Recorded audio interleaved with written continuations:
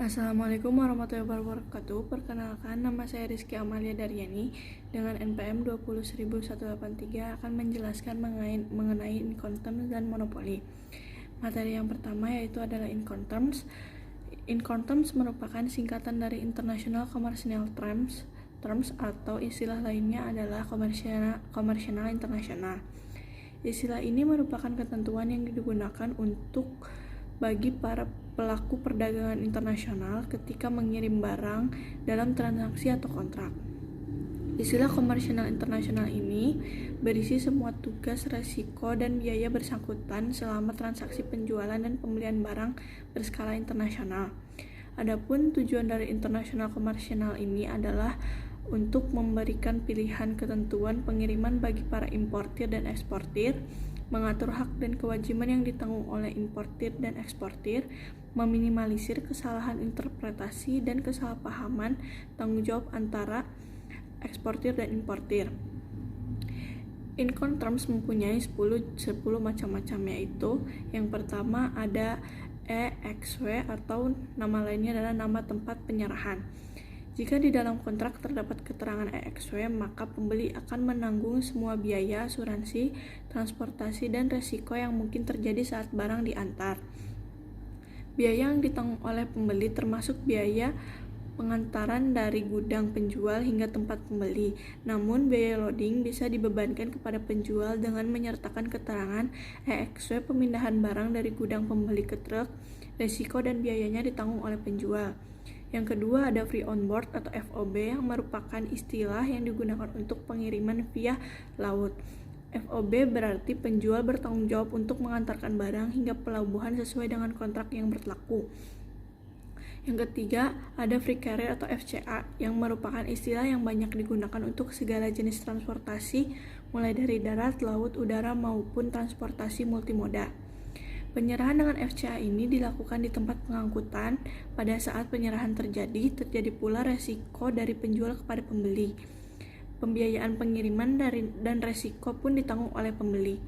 Yang keempat ada carrier asuransi paid to atau CIP yang dalam istilahnya CIP penjual wajib membayar asuransi kargo dan resiko kerusakan dan kehilangan barang saat dihantar.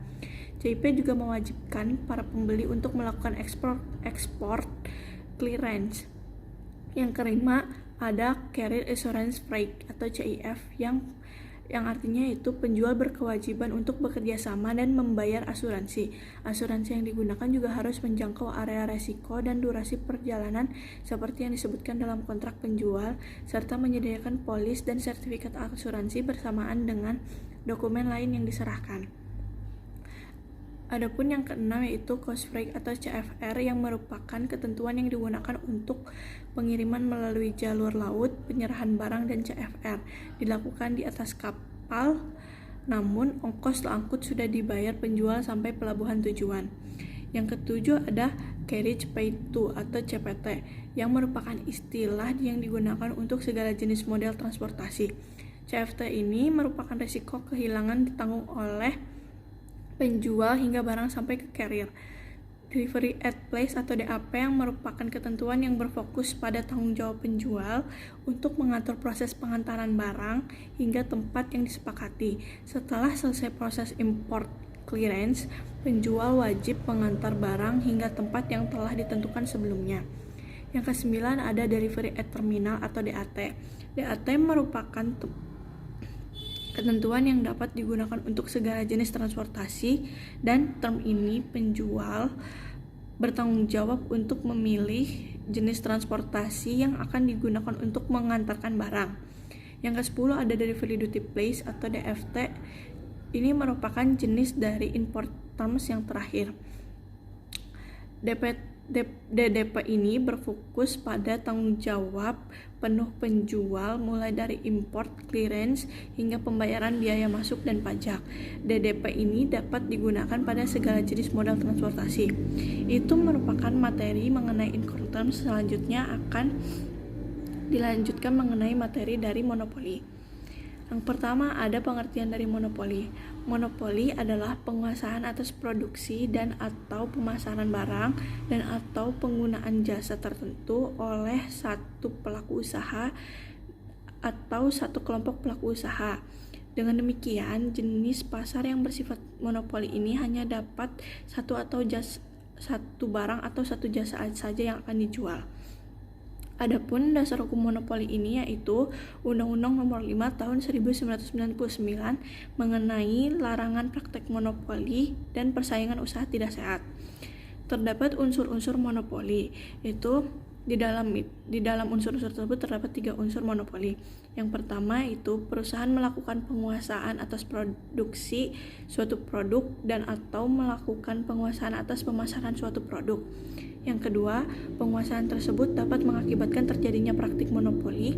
Yang ketiga, yang terakhir itu merupakan penguasaan tersebut dapat mengakibatkan terjadinya praktik persaingan usaha tidak sehat.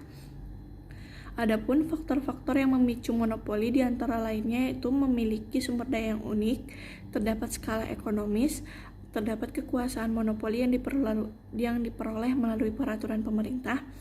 Yang selanjutnya itu peraturan paten dan hak cipta, dan yang terakhir adalah hak usaha eksklusif.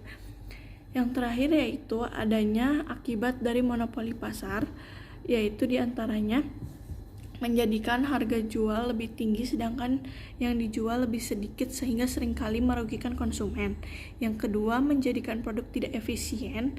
Yang ketiga, kapasitas produksi dan sumber daya tidak digunakan secara penuh dan ekonomis.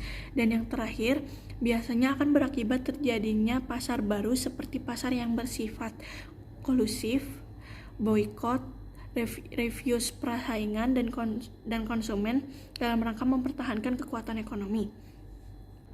Sekian materi yang dapat saya sampaikan. Mohon maaf apabila adanya kekurangan. Wabillahi taufiq wal hidayah. Wassalamualaikum warahmatullahi wabarakatuh.